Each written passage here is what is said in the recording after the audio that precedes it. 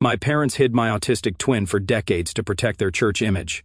And the night I chose him as my best man, one sentence from my mother shattered everything I believed about family, faith, and who they really were. So I, 28 male, live in Greenville, work as a structural engineer, and I'm about to marry the most incredible woman on the planet. Her name's Leah.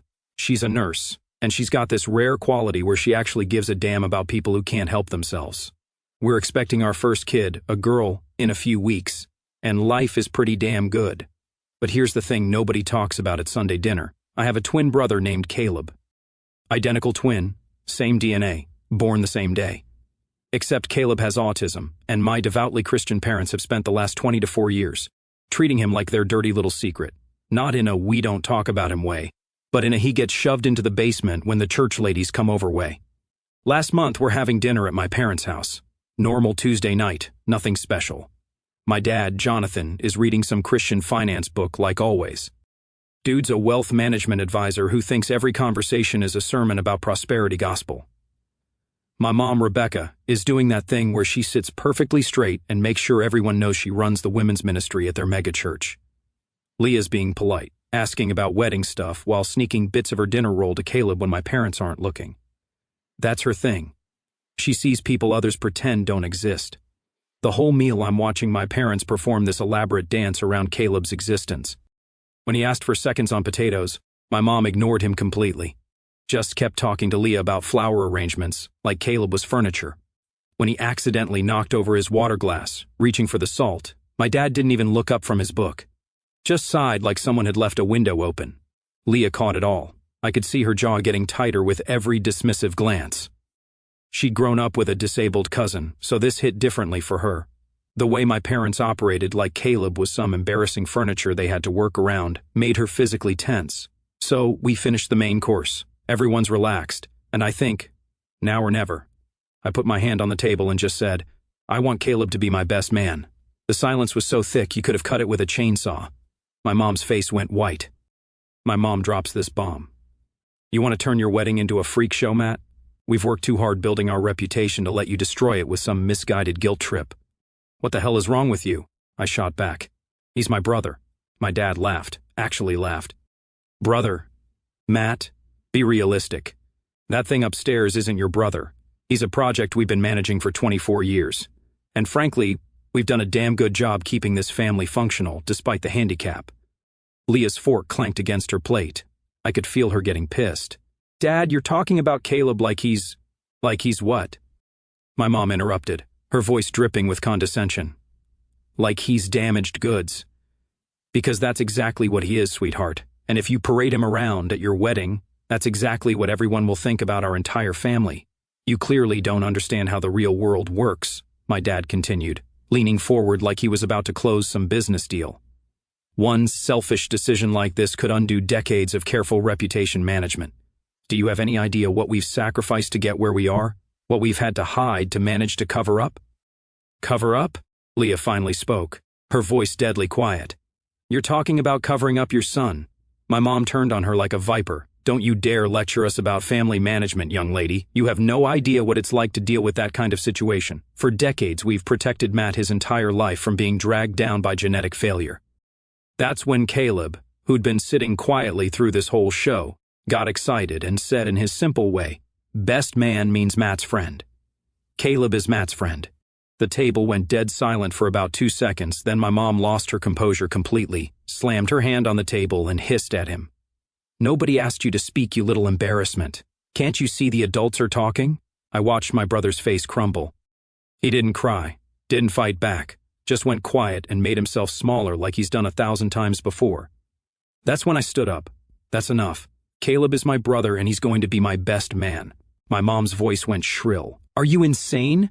Do you want to humiliate us in front of 300 people? In front of Pastor David? In front of every important family in our congregation? Maybe you should have thought about that before treating your son like a dirty secret for 24 years. My dad slammed his glass down. Watch your tone with your mother, son. We've bent over backwards to give you a normal life, and this is how you repay us? By throwing it all away for a few minutes of virtue signaling. Virtue signaling? Leah stood up too, her chair scraping against the floor. That's your son you're talking about. That's our burden. my mom snapped back. "And we've carried it with grace and dignity for Matt's sake. But I'll be damned if I let my reputation get destroyed because my son wants to play special needs advocate at his own wedding." My dad's voice got cold and calculating. "If you go through with this idiotic stunt, you'll destroy everything I've built. Half my clients are from our congregation, and they trust me because I represent stability and success. You think they'll keep their retirement funds with someone whose family is a walking advertisement for genetic failure?" My mom's response: "If that creature shows up at the altar, don't call me mom anymore. I refuse to be humiliated in front of our entire church community because you want to play savior. We didn't raise you to be this ungrateful." And that's when I realized they were willing to completely cut me off to protect their precious image. I looked at Leah. She squeezed my hand under the table and whispered, "Do it." But here's the thing. I didn't just stand my ground. I went nuclear. Even with everything you just said, Caleb is still going to stand beside me. Not as my groomsman, but as my best man. Because that's what actual family looks like. We left that night in silence, but the war had just begun, and they had no idea what they just unleashed. Walking to the car, Leah was shaking with rage. "Matt, what they just said, how they looked at him, that's so messed up." I know.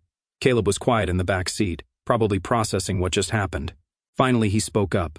"Matt, did Caleb make Mom and Dad angry again?" "No, buddy. You didn't do anything wrong. You never do anything wrong." But I could see in the rearview mirror that he didn't believe me. 24 years of conditioning doesn't disappear in one conversation. To understand why my parents went full psycho about this, you need to know the real story. And fair warning, this part's going to make you want to punch some godly people in the face. When Caleb and I were kids, we were literally indistinguishable. Same face, same height, same everything. But when we were 4, everything changed during what my parents call their ministry breakthrough moment. They had some big church fundraiser gala where my dad was being honored as Christian Businessman of the Year.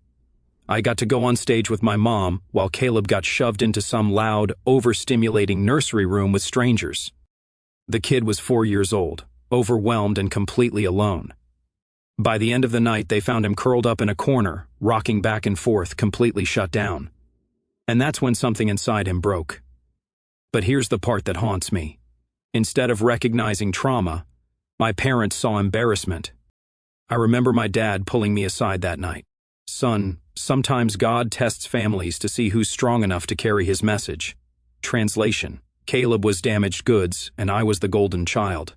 The first real incident happened when we were 6. We were at Sunday service, sitting in the front row because my dad was giving the sermon that day. Caleb got overstimulated by all the noise and started humming to self-soothe. My mom grabbed his arm so hard she left bruises and dragged him out of the sanctuary. I found them in the church bathroom 20 minutes later. She was gripping his shoulders, shaking him, whispering, "You will not embarrass this family again. God doesn't love children who can't behave." Caleb was crying silently, nodding like a broken doll. When I tried to intervene, she snapped at me. "Matt, go back to your seat. Your brother needs to learn." But I didn't go back. I sat on the bathroom floor next to Caleb until my dad came looking for us. Even at 6, I knew something was fundamentally wrong with how they treated him. The second incident was worse. My mom had just been elected president of the church women's ministry. Big celebration dinner. Lots of important people. Caleb wasn't supposed to be there, but he followed us anyway because he was scared of being left alone. When they announced my mom's position and everyone started applauding, Caleb got excited and started clapping too, but louder than everyone else, stimming with his hands. The applause stopped. People stared. A major donor's wife whispered something about disruptions. That night, my dad locked Caleb in the basement for 3 days, brought him water and crackers twice a day like he was some feral animal. I remember sliding drawings under the basement door and running away before anyone could catch me. Every time I asked where Caleb was, my parents would say he was thinking about his choices or learning to be grateful for what God provides. Meanwhile, I could hear him crying through the heating vents at night. On the 3rd day, I snuck down there with a full plate of dinner, found him curled up on an old couch, pale and shaking. He looked at me with these hollow eyes and whispered, "Matt, Caleb was bad. Caleb always bad." That's when I first understood that my parents weren't just strict, they were breaking him on purpose. But the worst part wasn't the punishments, it was the gaslighting. Every Sunday, my parents would stand up in church and talk about being blessed by God's perfect plan. They'd quote scriptures about loving your neighbor while treating their own son like a shameful burden. My mom would lead Bible studies about compassion while coming home and screaming at Caleb for stimming. My dad would give sermons about Christian family values while literally hiding one of his children from the world. The manipulation was surgical. They convinced Caleb that his autism was God's punishment for being inherently bad. They taught him that hiding was kindness, that by making himself invisible, he was protecting the family from his defects. For the next 22 years, I watched them build their entire identity around being model Christians while psychologically torturing my brother behind closed doors. Every achievement I had came at the cost of Caleb being erased. Every opportunity I got was denied to him. Every time someone praised my parents for raising such a successful young man, Caleb was locked away upstairs. They had backup plans for everything. If someone asked about family photos with only one son, they'd say Caleb was camera shy. If neighbors wondered why they never saw him, he was studying privately or helping with housework. They turned his whole existence into a carefully managed lie. And you want to know the most screwed up part? Caleb never complained. Not once. He just quietly loved me, supported me, and tried to stay invisible so our parents wouldn't get angry. Every morning before school, I'd find a folded paper heart in my backpack. When I was sick, he'd sit outside my door for hours, humming softly. When I brought Leah home for the first time, he was the first to speak. Matt happy now. Leah makes Matt happy. Nobody understood me better than Caleb, and I'd let him be erased for 24 years while our parents played dress-up as godly people. Not anymore. The next morning, I'm standing in my kitchen with coffee looking out at the garden Leah and I planted together. She's already left for her shift at the hospital, but there's a note on the counter. Whatever you decide, I'm with you. Caleb deserves better. I pull out my phone and call my father. I've made my decision. Caleb is my best man. Silence. Then, son, let's talk about this rationally. Your mother and I have been praying about this situation. Stop, just stop with the Jesus talk, Dad. You've been hiding your own son for 24 years. Don't lecture me about prayer. That's when his mask slipped completely. That mistake has been nothing but a drain on this family since day one. We've sacrificed our social standing, our peace of mind, and countless opportunities to protect you from being associated with his defects. Do you have any idea what it's cost us to keep this family looking normal? That boy, not his son, not Caleb. That boy? You mean you've sacrificed him to protect your reputation? My mom grabs the phone. Matt, honey, you're being incredibly selfish right now. Our entire congregation will be there. The Andersons, the Stevensons, Pastor David's whole family. These are important people who respect us, who look up to us as leaders. If they realize we've been dealing with this embarrassment for so long, it'll destroy everything we've worked for. Don't you care about what this will do to us? The entitlement in her voice was staggering, like I owed them a perfect wedding performance to protect their decades of lies. You mean your son? You know what I mean. And I did. I knew exactly what she meant. In their world, having a disabled child wasn't a blessing or a challenge. It was a judgment from God. Here's what's going to happen, I said, my voice dead calm. Caleb is going to be my best man. If you have a problem with that, don't come to the wedding. You can't be serious. Try me. After I hung up, I sat there thinking about every Sunday school lesson they'd forced me to attend. Every sermon about loving the least among us. Every Bible verse about caring for those who can't care for themselves. All lies. That's when Leah came home early from work. She took one look at my face and said, "What do you need me to do?" "I need to call Trevor. Trevor Hayes is my best friend from college. Now a social media consultant who specializes in reputation management. We played rugby together. Dude's got that screw around and find out mentality that made him perfect for taking down bullies. He's also the kind of guy who believes that sometimes bad people deserve what's coming to them." "Dude, you sound like someone stole your dog. What's up?" I told him everything. The hidden brother, the fake Christians, the ultimatum, the 24 years of psychological abuse disguised as faith. Trevor's face got darker with every detail I shared. When I finished, Trevor was quiet for a long moment. He'd met my parents at graduation, thought they were a little too perfect back then. "Then bro, I'm not usually the revenge type, but this is some seriously messed up shit. What do you want to do about it?" I want to expose them. All of it. Every lie, every manipulation, every moment they chose their reputation over their son. "You sure this kind of thing? Once it's out there forever." "Good. Maybe the next family who thinks about hiding their disabled kid will remember what happened to Jonathan and Rebecca Mitchell." Trevor's voice shifted into business mode. All right, I'll need documentation, photos, records, witnesses. The more evidence we have, the more credible this becomes. I've got 24 years of evidence. Perfect. Let's burn this house down. But first, I had one more call to make. The most important one. Grandpa, it's Matt. I need to tell you something. William, my grandfather, doesn't waste words. He built our family's construction empire from nothing, and at 80, he's still sharp as a nail gun. When I finished telling him the whole story, the line went dead quiet. Then, where is Caleb right now? At the house with Mom and Dad. Not anymore. I'm picking him up in 20 minutes. He's staying with me until this gets sorted out. Grandpa, you don't have to. Boy, I've been watching your parents play dress-up as good people for 24 years. I knew something was wrong, but I thought, I hope they do better by both of you. His voice got cold as winter. I should have stepped in sooner. The thing about my grandfather is that he doesn't make idle threats. When he says he's going to do something, it happens. 20 minutes later, I get a text from Caleb. Grandpa here says we going on adventure. Then another text from Grandpa. Got him.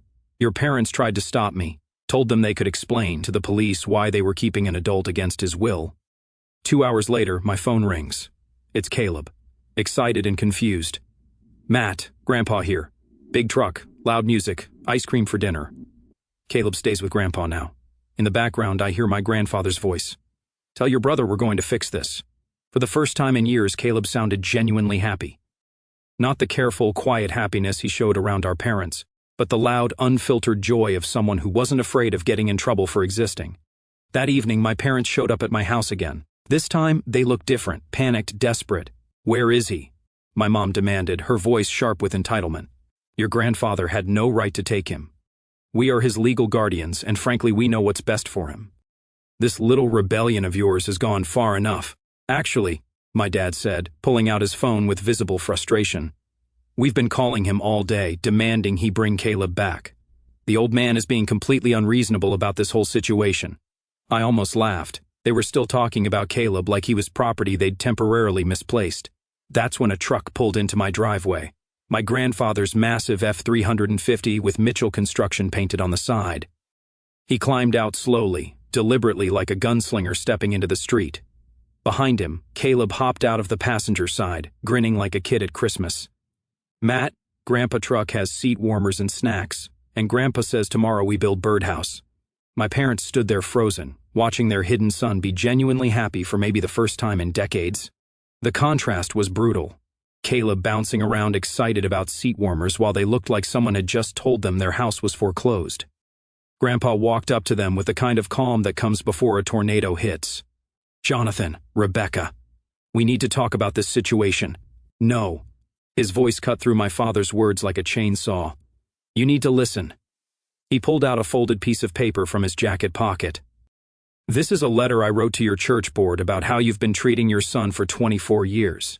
About the lies you've been telling. About the basement punishments and the emotional abuse and the way you've used your faith as an excuse to torture a child. My mom's face went white. William, you can't do this to us. The church is our entire life, our identity. These people depend on us for spiritual guidance. How can you destroy everything we've built over one defective child who doesn't even understand what's happening anyway? You should have thought about that before you decided to be hypocrites. He pulled out another piece of paper. This is a letter to the state licensing board for financial advisors.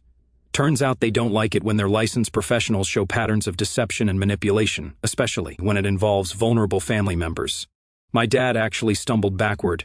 You vindictive old man, my practice, my reputation.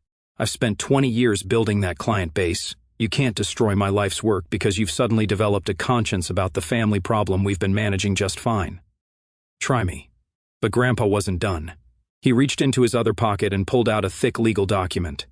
And this is the new version of my will. Funny thing about wills, you can change them anytime you want, especially when you find out your son and daughter-in-law are child abusers hiding behind Bible verses. The silence that followed was deafening. My parents looked at each other, then at Caleb, who was obliviously examining my garden sprinklers, then back at the legal papers in my grandfather's hands. What do you want, my dad finally whispered. I want you to stay away from both of my grandsons until you figure out how to be actual Christians instead of fake ones. I want you to think real hard about whether your reputation is worth more than your family. and I want you to decide if you're going to be at that wedding supporting both your sons or if you're going to keep playing pretend until you lose everything." He handed the letters to my dad. "You've got 24 hours to decide. After that, these get mailed." My parents left without another word. As their car pulled away, Caleb tugged on my sleeve. "Matt, is Grandpa going to make Mom and Dad be nice now?" "Yeah, buddy. I think he is." For the first time in 24 years, someone with real power was finally in Caleb's corner. Game over. 24 hours later, my parents still hadn't called. So Grandpa and I decided to help them make their choice. First stop, their church. Trevor had done his homework. Turns out megachurches really don't like it when their prominent members get exposed for child abuse. Something about protecting the integrity of the ministry and avoiding scandal. We walked into Pastor David's office with a folder full of documentation. Photos of the bruises on Caleb's arms from when he was 6. Records from his pediatrician noting concerning behavioral changes consistent with trauma, even a few audio recordings I'd secretly made over the years of my parents screaming at him. Pastor David, this slick prosperity gospel type who drives a BMW and preaches about God's blessings, went pale as he flipped through the evidence. "William, I had no idea." "Of course you didn't, because Jonathan and Rebecca have been lying to your face for 24 years. What do you want me to do? I want them removed from all leadership positions. I want their donations returned. I want it made clear that child abuse isn't tolerated in your church, no matter how much money someone tithes." And if they refuse to step down, Grandpa smiled like a shark. "Then this all goes public. Social media, local news, the works. How do you think your congregation will feel when they find out their women's ministry president has been psychologically torturing her disabled son?" Pastor David started making phone calls before we left the building. I could hear him through the door. "Rebecca, we need to talk today." The panic in his voice was music to my ears. Watching him panic was beautiful. This guy had built his entire career on the donations and reputation of families like my parents. He drove a car worth more than most people's houses while preaching about humility. The thought of losing that credibility terrified him more than doing the right thing ever motivated him. Next stop, Dad's office. Trevor had worked his magic here too. Turns out wealth management is all about trust, and when your clients find out you've been lying about your family situation for decades, they start wondering what else you might be lying about. We didn't even need to go inside. Trevor had already sent anonymous tips to 3 of my dad's biggest clients, all pillars of the same church community, the kind of people who hire financial advisors based on Christian values and family integrity. By the time we drove past the office, there were already 2 cars in the parking lot. Angry clients having emergency meetings. Through the window, I could see my dad gesturing frantically, his face red with stress. One of the clients was shaking his head and pointing at documents. "Looks like Mr. Henderson just learned where his retirement fund manager's been hiding his autistic son for 24 years, Trevor said, grinning. But the real masterpiece was what Trevor had done with social media. See, my parents had been building their online presence for years. Facebook posts about blessed family life, Instagram photos of their perfect Christian home, LinkedIn articles about faith-based financial planning, all of it built on a lie. Trevor had created a simple, devastating post on a burner account. Anyone else notice that Jonathan and Rebecca Mitchell from Crossroads Church never mentioned their autistic son? Weird how their blessed family only includes 1 twin. Makes you wonder what else they're hiding. He posted it in the church's community Facebook group, tagged a few gossip-loving ladies, and sat back to watch the fireworks. Within 2 hours, the post had 50 comments. People started asking questions, sharing observations, connecting dots. The church gossip network was more efficient than the FBI when it came to spreading dirt. Wait, they have 2 sons? I always wondered why Matt never brought his brother to church events. My sister-in-law works at the grocery store, says she's never seen another Mitchell boy ever. The beauty of it was that we didn't have to lie about anything. We just had to let people notice what had been hidden in plain sight. By evening, my phone was buzzing with texts from extended family members I hadn't heard from in years. "Matt, what's this about your brother? Did your parents really hide Caleb from everyone? Is it true they locked him in the basement?" But the best text came from my cousin Jessica, who runs a disability advocacy nonprofit. "Holy shit, Matt. If even half of this is true, I'm filing a report with Adult Protective Services. This is exactly the kind of case we've been building documentation for." That night, Leah and I were having dinner when my phone rang. It was my mom crying. Her voice sounded hoarse, like she'd been sobbing for hours. "Matt, please. You have to fix this mess you've created." People are calling us, attacking us, questioning everything we've worked for. Pastor David wants to meet tomorrow to discuss our fitness for leadership. The church board is asking invasive questions about our ministry positions. This is all your fault for being so stubborn and vindictive. Mom, you did this to yourselves. But we're family. Doesn't loyalty mean anything to you? After everything we've given you, every opportunity we've provided, every sacrifice we've made to ensure you had a normal life. This is how you repay us. By destroying us over someone who can't even appreciate what you're doing. Family means everyone gets counted. You taught me that wasn't true. What do you want from us? I want you to admit what you did to Caleb. I want you to apologize to him, to me, and to everyone you lied to. And I want you to get professional help. Silence. I hung up. 3 days later, I sent out new wedding invitations. Same date, same time, same venue. The printer looked at me weird when I handed over a list with 2 names crossed out, but I paid cash and he didn't ask questions. But Jonathan and Rebecca Mitchell were no longer invited. Instead, the guest list included every person they'd lied to, every friend they'd deceived, and every church member who was just now learning the truth about their perfect Christian family. I made sure certain people got hand-delivered invitations, the kind that required signatures. The wedding was going to be beautiful, and my parents were going to hear about it secondhand while they figured out how to explain 24 years of lies to everyone they knew. 2 weeks before the wedding, something unexpected happened. My parents showed up at Grandpa's house, not to make demands or threats, but to see Caleb. Grandpa called me first. They're here. Been sitting in the driveway for an hour just staring at the house. You want me to send them away? Let me talk to Caleb first. When I got there, I found my brother in the workshop, carefully sanding a birdhouse he'd been building with Grandpa. His hands were steady, focused, happy. Caleb, Mom and Dad are outside. They want to see you. He looked up with those gentle brown eyes, the same ones I see in the mirror every day. Are they angry still? I don't know, buddy. Do you want to see them? He thought about it for a long moment. Yes, but Matt stays too. So we went outside together. The first thing I noticed was how small my parents looked. My dad's BMW was dusty, like he hadn't been taking care of it. My mom's hair wasn't perfectly styled for the first time in my memory. They looked broken. When they saw Caleb, my mom started crying immediately, something raw and desperate. Caleb, sweetheart, we've been wrong. So wrong. My dad just stared at his son like he was seeing him for the first time. Son, we need to apologize. Caleb tilted his head, studying them. Then he said something that gutted me. Mom crying. Dad sad. Caleb did something bad. That's when I realized the damage ran deeper than I thought. After 24 years of psychological abuse, my brother's first instinct was still to blame himself. Nobody, I said, putting my arm around him. You didn't do anything bad. You never did anything bad. My mom tried to step closer, but Caleb moved behind me. The fear was still there.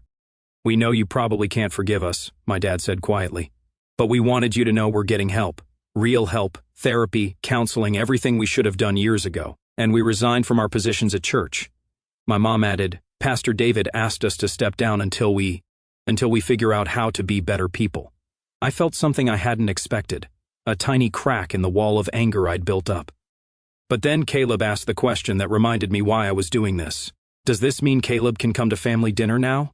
The silence stretched out like a held breath. Yes, my mom whispered, if you'll let us try again. 1 week later, Leah and I got married at Falls Park on the Reedy, a beautiful venue right in downtown Greenville. Perfect size for 280 guests. I'd trimmed the list down after uninviting my parents and their fake friends.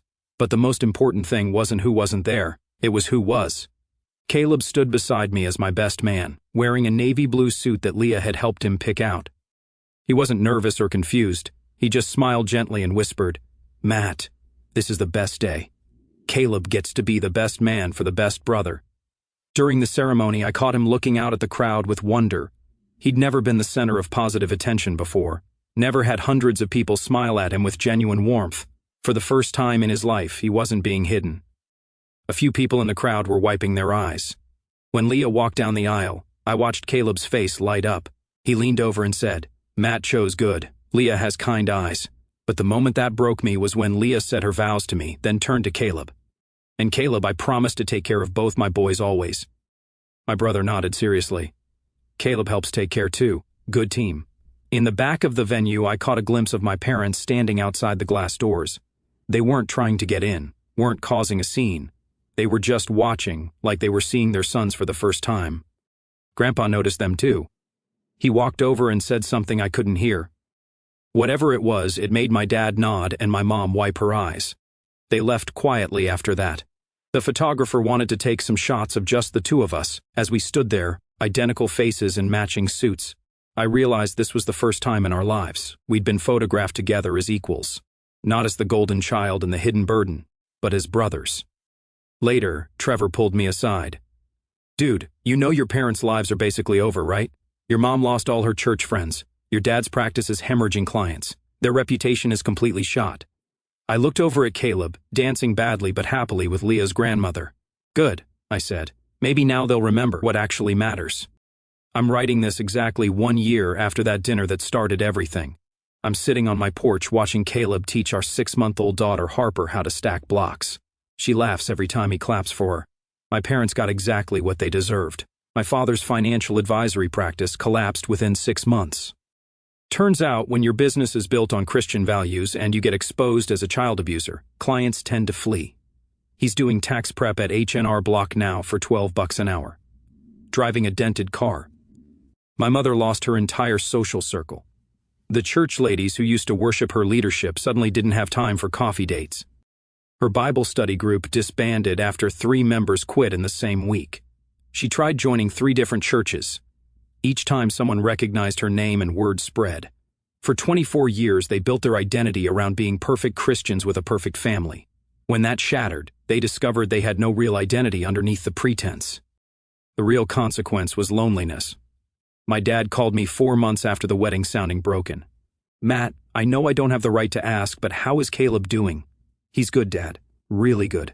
I've been thinking about that dinner." Long pause. "You were right. He should have been your best man 20 years ago for everything." That led to supervised visits at Grandpa's house. Once a month, they sit with Caleb. No demands, no control, just trying to exist in the same space as their son. The best part is watching him with my daughter Harper.